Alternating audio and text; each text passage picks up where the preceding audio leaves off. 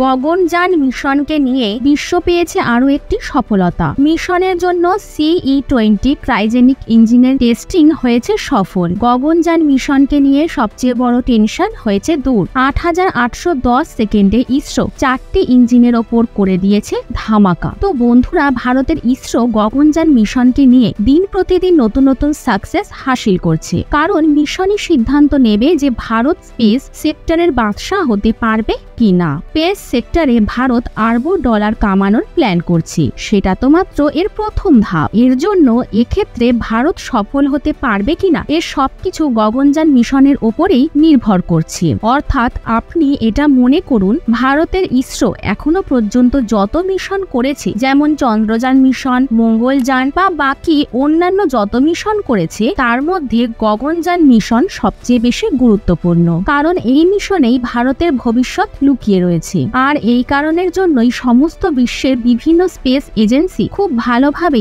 এই মিশনটিকে পর্যবেক্ষণ করছে। ইসরো এই মিশনকে নিয়ে সফল করার জন্য ক্রমশ আগে অগ্রসর হচ্ছে। তো বন্ধুরা, এই সময় ইসরো আরো একটি দমদার উপলব্ধি অর্জন করেছে। আর বিশ্বাস করুন, এই পুরো মিশনের বিষয় এটাই, অর্থাৎ এই মিশনকে স্পেসে নিয়ে যাওয়া ইঞ্জিন। আর যদি এটা একদম ফিট বসে যায়, তাহলে মিশন সাকসেসফুল হয়ে যাবে। আর একে নিয়ে ইসরো অনেক বড় উপলব্ধি হাসিল করেছে। মাত্র 8810 সেকেন্ডে ইসরো সেই কাজ করে দেখিয়েছে, যেটাকে আজ পর্যন্ত অনেক মুশকিল কাজ বলে মনে করা হতো।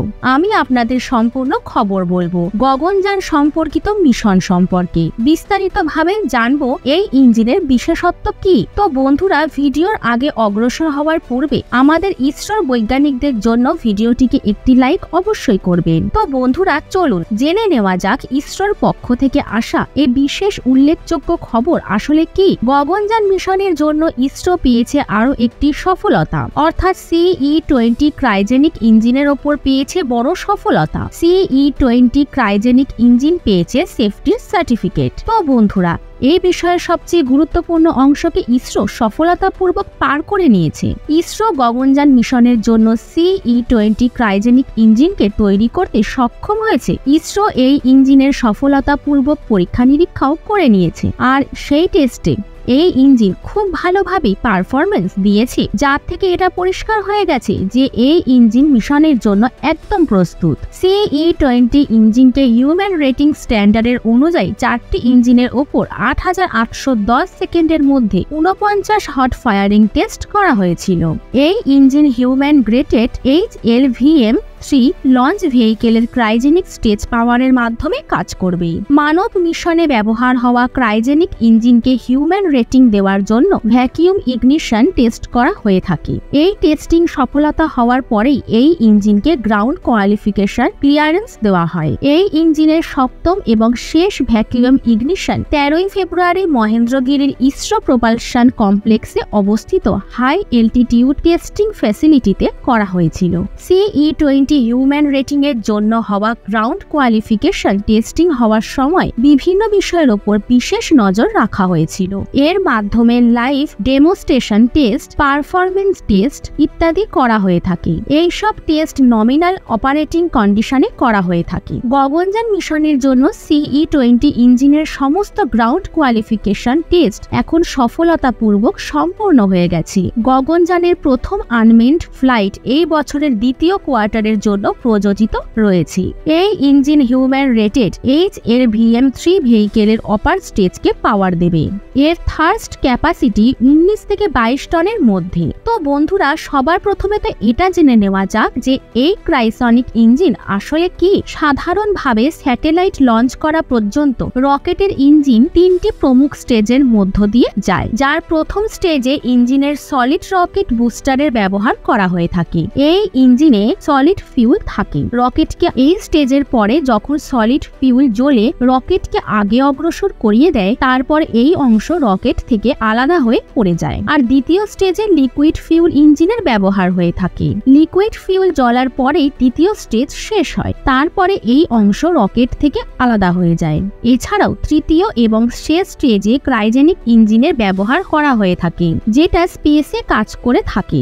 একে ক্রায়োজেনিক স্টেজও বলা হয়ে থাকে। ক্রাই ক্রাইকো শব্দের অর্থ হলো অনেক কম তাপমাত্রা, অর্থাৎ এমন এক ইঞ্জিন যে যথেষ্ট কম তাপমাত্রায় কাজ করবে তাকে ক্রায়োজেনিক ইঞ্জিন বলা হয়ে থাকে। ক্রায়োজেনিক ইঞ্জিনে ফিউল রূপে লিকুইড অক্সিজেন এবং লিকুইড হাইড্রোজেনের ব্যবহার করা হয়ে থাকে। একে -183 ডিগ্রি এবং -253 ডিগ্রি সেন্টিগ্রেড তাপমাত্রায় স্টোর করা হয়ে থাকে। এই গ্যাসকে লিকুইডে পরিবর্তন করে একে 0 থেকেও কম তাপমাত্রায় স্টোর করা অনেক বেশি মুশকিলের কাজ।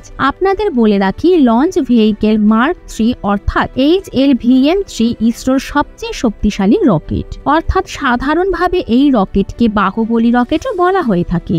ইসরো বলেছে CE-20 ক্রায়োজেনিক ইঞ্জিন মানব মিশনের জন্য শেষ টেস্টিং এতেও সফল হয়েছে। ইঞ্জিনের টেস্টিং থেকে এর ক্ষমতা সম্পর্কে জানা গিয়েছে। ইসরোর কথা অনুযায়ী প্রথম মানব উড়ান HLVM-3GI এর জন্য নির্বাচন করা CE-20 ইঞ্জিন টেস্টের সময় সব জরুরি প্রসেস দ্বারা একে পর্যবেক্ষণ করা হয়েছে। এখন মিশনের শেষ ভাগের জন্য ইসরো একদমই প্রস্তুত রয়েছে। বিভিন্ন পরীক্ষা নিরীক্ষার পরে CE-20 ক্রায়োজেনিক ইঞ্জিনকে সেফটির সার্টিফিকেটও দেওয়া হয়েছে। ইসরো বলেছে ইঞ্জিনের গ্রাউন্ড কোয়ালিফিকেশন টেস্ট এজন্য জরুরি হয় যাতে ইঞ্জিন ঠিকভাবে কাজ করবে কিনা তা দেখার জন্য। তো বন্ধুরা, আপনাদের বলে রাখি, গগনযান মিশন ইসরো দ্বারা বিকশিত করা ভারতের একটি মানব মহাকাশ মিশন। গগনযান মিশন ভারতের প্রথম মানব মহাকাশ মিশন হবে। এই মিশনের মাধ্যমে 3 থেকে 4 জন অ্যাস্ট্রনটকে 400 কিলোমিটারের পৃথিবীর কক্ষপথে মহাকাশে 3 দিনের মিশনের জন্য লঞ্চ করা হবে, আর তারপর আবার তাকে পুনরায় সুরক্ষিতভাবে পৃথিবীতে ফিরিয়ে আনা হবে। ইসরো এই মিশনের টেস্টিং গত বছর করেছিল। গত বুধবার ইসরো এই ক্রায়োজেনিক ইঞ্জিনের টেস্টিং করেছিল।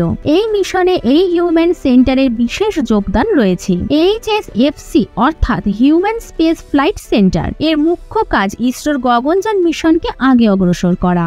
এতে সম্পূর্ণ ভারতের কেন্দ্র, রিসার্চ ল্যাব, বিশ্ববিদ্যালয় এবং অধ্যক্ষদের নিয়ে এখানে কাজ করা হয়ে থাকে। HFSC এই সংস্থা মনুষ্যকে মহাকাশে পাঠানোর প্রমুখ কাজ করে থাকে।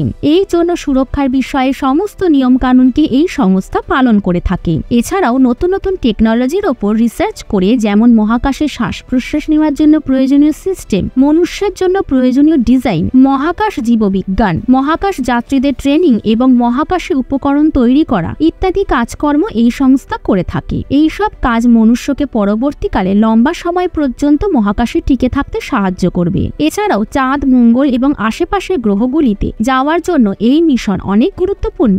মাত্র 3 দিনের হবে গগনযান মিশন। 400 কিলোমিটার পৃথিবীর কক্ষে থাকবে 3 জন অ্যাস্ট্রোনট। ইসরোর গগনযান মিশনে 3 জন অ্যাস্ট্রোনটকে মহাকাশে প্রেরণ করা হবে। এই 3 জন অ্যাস্ট্রোনট 3 দিন পর্যন্ত 400 কিলোমিটার দূরত্বে পৃথিবীর কক্ষপথে থাকবে, আর তারপরে পুনরায় আবার পৃথিবীতে তাদের ফিরিয়ে আনা হবে। এই মিশন সফল হলে তারপরে অ্যাস্ট্রোনটকে মহাকাশে পাঠানো হবে। ইসরোর গগনযান মিশনে 90 বিলিয়ন টাকা খরচ করা হবে।